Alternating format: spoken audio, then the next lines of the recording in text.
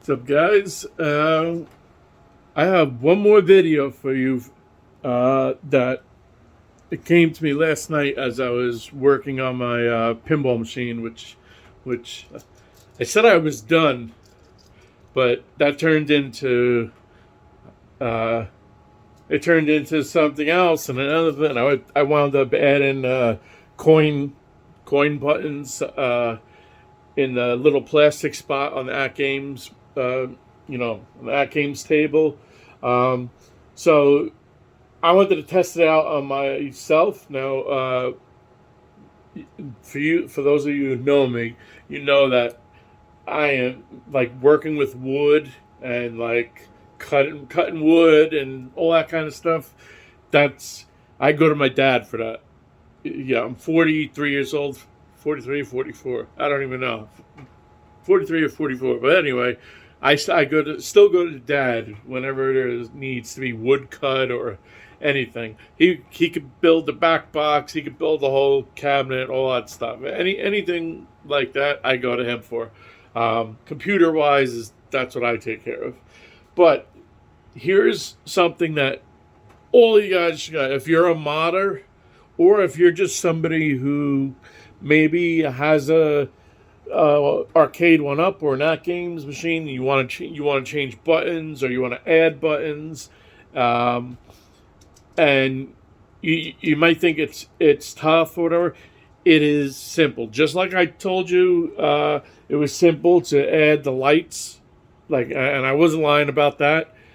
I'm not lying about this neither. I'm going to show you.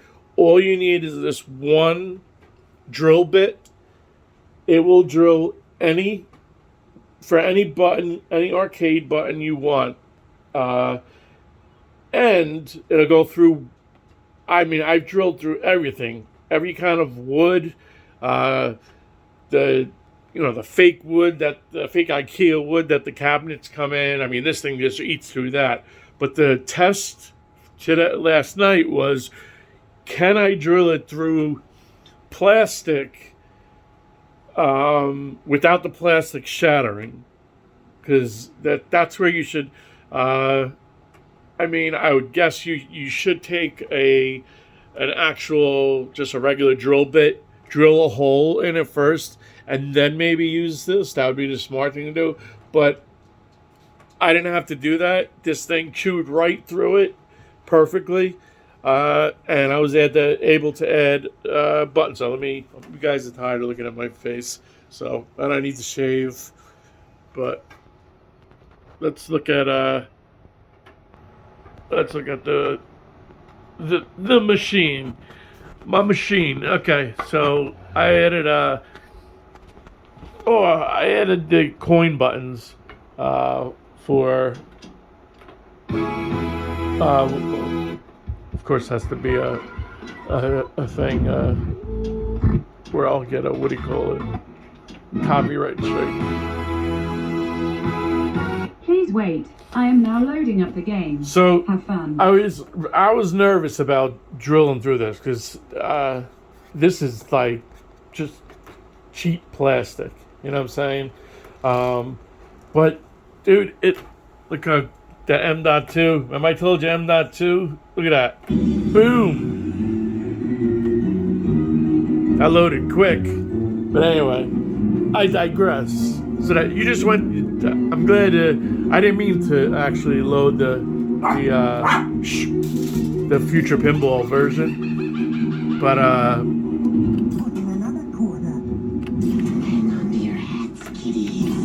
got my quarter machine. It's working. Love it. Start button. There we go. I'm happy now. So,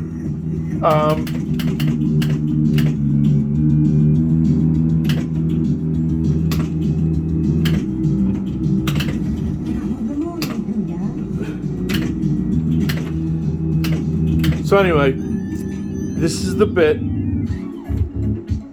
All right, and you can't see in this video, but there's actual measurements on it, so that you can go in and actually, for different depths you want to go in. But I'm going to tell you right now,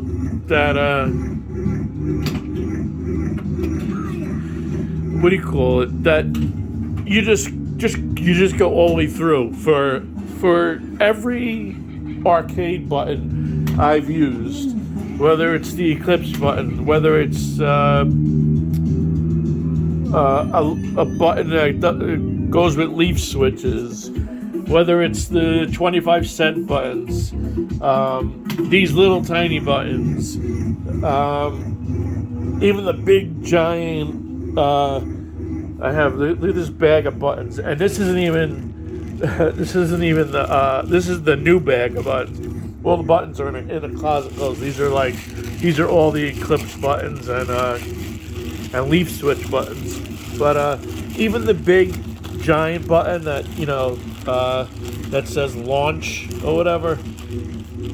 There we go. I didn't think I was going to find it right there. If you could see, it's still the same radius hole you have to make to put the button. It doesn't matter how big the button on the outside is. You know what I'm saying? So just take it. I shouldn't have to tell you how to put a bit into a drill gun, a screw gun. But because this is the only machinery that I know how to use is a screw gun.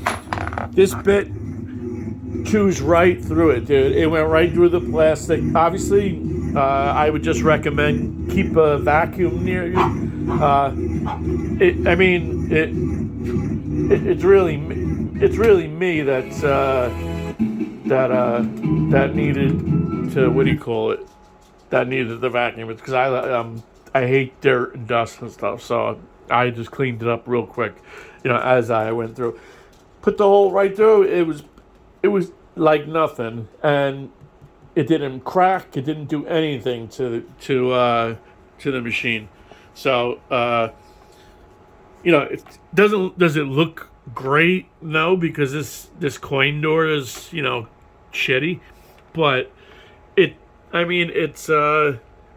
better than it's better than having none. That's what it looks like in real life, because you can see the atgames symbol, and then you can see the play symbol on the other button, and it's just easier. These do coins in VPX and Future Pinball and everything. This is start, or you map that as the button number one. So you could do that as number one. And for coins, I think is 5. I think the 5 button and the C button, I think, is for coins. You could do both. And then play is number 1. And then up here, I could use the C button for coins. Here's my launch button for games that like AC/DC, that you launch rockets and stuff. It's the Y button. X button is also number 1. That'll put coins in. B button brings you back out of the menu to the next menu. Z button brings up my operator menu, so I can record screens and stuff like that. And that's it. So like I said, I'm never done. You should see the stuff I have coming. Here is what you have to order. I'm gonna put a link for this in the description. I hope you could see that. But it's 7/16 by 1 1/8. I guess that's how you would read that. But doesn't matter. The link is going to be in the description. And it's the Nyko 10189 Alpha titanium step drill bit, high speed alloy steel. Hole expander for wood and metal. Say 12 step sizes it has.